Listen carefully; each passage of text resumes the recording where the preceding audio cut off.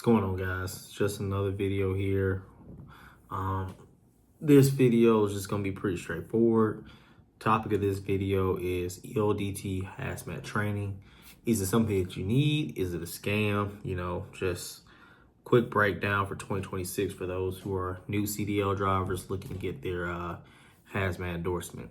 If you guys enjoy videos like this, be sure to click that like button. Be sure to subscribe if you're new. Just anything, it helps support the channel. I appreciate you guys. But anyway, so entry-level driver training for hazmat endorsement. To pretty much make this easier for you to understand, there was a regulation passed back in 2022, February 7th to be exact, 2022, that basically stated, hey, if you want to get your CDL license or your endorsements and you don't have your permit or your license before this date, it's going to now require you to take some sort of course. Okay, so courses are what we call the entry-level driver training. Now there are additional things that you have to meet for some of these. For instance, if you're looking to get your CDL Class A, Class B, school bus endorsement, passenger endorsement, pretty much everything, you have to do behind the wheel training, and you have to do a theory training, which is an online training. You don't have to do this for hazmat endorsement. That's just theory only, which means online only. So that's where this video kind of comes into it. So these are basically like prerequisite courses or crash courses before you can test to get your CDL or have the ability to get your CDL. Now, with the hazmat endorsement, in addition to the actual course itself, you also have to go through a background check and a fingerprint. It's like fingerprint background checks through TSA.gov website. And then, of course, the last thing you would do is pass your test at the DMV also. Now, I bet you're wondering, like, what's the cost of it and everything like that. So, to break it down, entry-level driver training course, that can range depending on what the provider sets. I am actually a certified provider. I'm certified by the FMCSA. I'm registered on the training provider registry, blah, blah, blah. My course is $20. That price I have is pretty much to compete with the bigger companies who charge more or less. You never know. I think from my understanding, I might be one of the cheapest ones out there that has the good quality of training, if that makes sense. So you pay $20 for the course. Let's just take an example for mine. Also, I'll probably have a card for it if you want to click that just to go to the course. And also probably in the description below.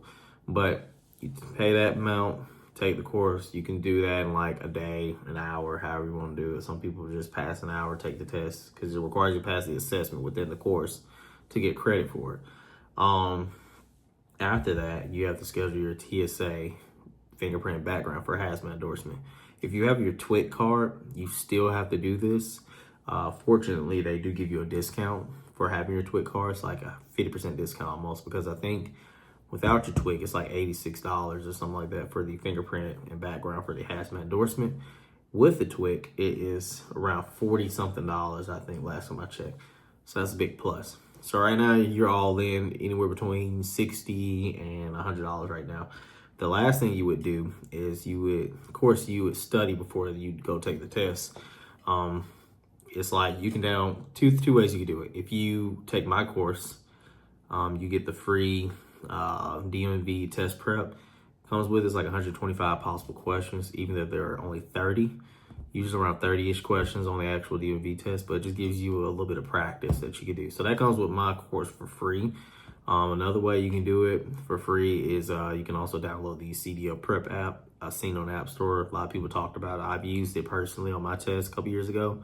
And it's like good crack. It's like good coming from the handbook almost. That's kind of the way I did my test prep, just because that works so well for me with that app. So I put into it like a small little test prep course that comes with my entry-level driver training for hazmat.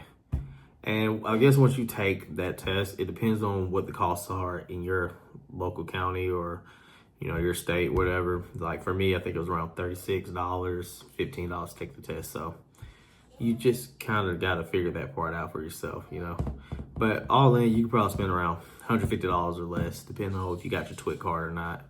So just keep that in mind. So, I think that's pretty much it. That covers everything. So just to summarize it, I mean, intro to driver training, TSA.gov, go do your hazmat, endorsement fingerprints, and background check, whatever. Take the DMV test after studying using either My Test Prep that comes with the intro level driver training. Like I said, link is going to be on the card somewhere around this video, also probably in the description itself. And then of course, once you study and everything, feel comfortable, then that's where you can go take your test at the DMV. Hopefully you pass first try. Most people do, just because it's pretty straightforward with the guide that you get. If you want to, you buy the course from me, you just go download the CDL Prep app and you can have both. I mean, either way it works. So just keep that in mind also. You don't have to be locked down to one option, you know? And yeah, so if you guys have any type of other questions related to this, I'll be more than happy to answer them in the comments below. So be sure to leave a comment, drop a like, drop a subscription, subscribe if you're new. It doesn't matter. Anything that helps support the channel, I'm grateful for. So I will try to continue making more videos about this type of content, as well as my code content. I mean, it's just not much for me to do anymore now that I've been off the truck for like the last year now almost. So bear with me on that. I've been cooking up more videos just to think of what to do. This year, I kind of want to do at least between 500 and 1,000 videos this year. It's going to be a pretty tough goal to meet, but I'm pretty sure we can do it. But yeah, I'll see you guys in the next video.